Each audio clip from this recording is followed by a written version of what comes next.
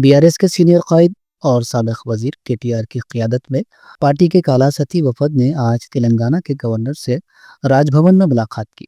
इस मौके पर बीआरएस वफद ने रियासत में मुबीना घोटाले में वजीर आला रेवंत रेड्डी और इनकी काबीना के बास वज़रा के मुलविस होने के इल्ज़ामात से मुताल्लिक़ एक तफसीली नुमाइंदगी पेश की। बीआरएस वफद ने गवर्नर को दी गई याददाश्त में इल्ज़ाम आयद किया कि रियासत में कोयले की खरीद व फरोख्त और सप्लाई के नाम पर बड़े पैमाने पर बदउनवानी की गई है, जिसमें सरकारी खजाने को भारी नुकसान पहुंचा है।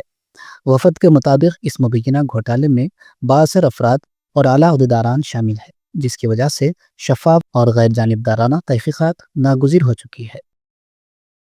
తెలంగాణ రాష్ట్ర గవర్నర్ గారిని ఈరోజు కలిసి ఈ రాష్ట్రాన్ని ఈరోజు మొత్తం కుదిపివేస్తున్న సింగరేణి బొగ్గు గనుల కుంభకోణం విషయంలో సవివరమైన నివేదిక, సవివరమైన విజ్ఞాపన పత్రం మా పార్టీ తరపున గౌరవ శాసన మండలి సభ్యులు, పార్లమెంట్ సభ్యులు, శాసనసభ్యుల బృందం, మా సీనియర్ నాయకుల బృందం అందరం కూడా కలిసి వారికి ఒక వివరమైన విజ్ఞాపన పత్రాన్ని రాష్ట్రంలో జరుగుతున్న అవినీతి, ముఖ్యంగా సింగరేణిలో జరుగుతున్న దోపిడీ విషయంలో వారికి అందజేయడం జరిగింది.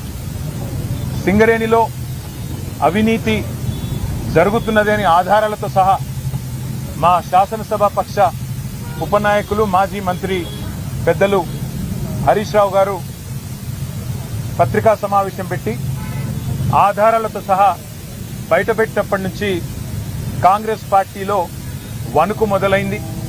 మీడియా కూడా మాకు సహకరించి ఈ కుంభకోణాన్ని పూర్తి స్థాయిలో బట్టబయలు చేసేసరికి పాలకుల గుండెల్లో రైళ్లు పరిగెడుతూ ఉన్నాయి. కేవలం మాట్లాడడమే కాదు, ఆధారాలతో సహా మరి ఈరోజు పూర్తి స్థాయిలో ఈ కుంభకోణాన్ని బట్టబయలు చేసినాం. సరిగా దాన్ని డైవర్ట్ చేయడానికి, ప్రజల అటెన్షన్ని దృష్టి మళ్లించడానికి విచారణ పేరిట ఇవాళ ఒకరి తర్వాత ఒకరిని పిలుస్తున్న విషయం కూడా మీకు తెలుసు. ఇవాళ సీఎం అంటే తెలంగాణలో చీఫ్ మినిస్టర్ కాదు, సీఎం అంటే కోల్ మాఫియాకి నాయకుడిగా ఇవాళ రాష్ట్ర ప్రజలు, ముఖ్యంగా సింగరేణి కార్మికులు భావించే పరిస్థితి వచ్చింది. ఇవాళ ఒకరిద్దరు కాదు, మొత్తం క్యాబినెటే వాటాలు పంచుకునే క్రమంలో ఒకరితో పోటీ పడుతూ ఒకరు స్కాములు చేస్తున్నట్టుగా కనబడుతున్న విషయాన్ని కూడా గవర్నర్ గారికి వివరంగా చెప్పాం. దయచేసి సిబిఐ ఎంక్వైరీ చేయిస్తారా, సిట్టింగ్ జడ్జి ఎంక్వైరీ చేయిస్తారా, కేంద్ర ప్రభుత్వానికి మీరు వెంటనే నివేదిస్తారా, లేదా రాష్ట్ర ప్రభుత్వాన్ని మందలిస్తారా, మీ నిర్ణయం సార్. కానీ తప్పకుండా మీరు ఈ విషయంలో జోక్యం చేసుకోండి. తప్పకుండా రాష్ట్ర ప్రజల సంపద అయిన సింగరేణిని కాంగ్రెస్ కొల్లగొట్టకుండా కాపాడండి అని చెప్పి చాలా వివరంగా అన్ని స్కామ్ల విషయంలో గవర్నర్ గారికి రిప్రజెంటేషన్ ఇచ్చాము. నేను పూర్తిగా అధ్యయనం చేస్తాను, తప్పకుండా న్యాయం చేసే ప్రయత్నం చేస్తాను అని గవర్నర్ గారు మాకు హామీ ఇచ్చారు.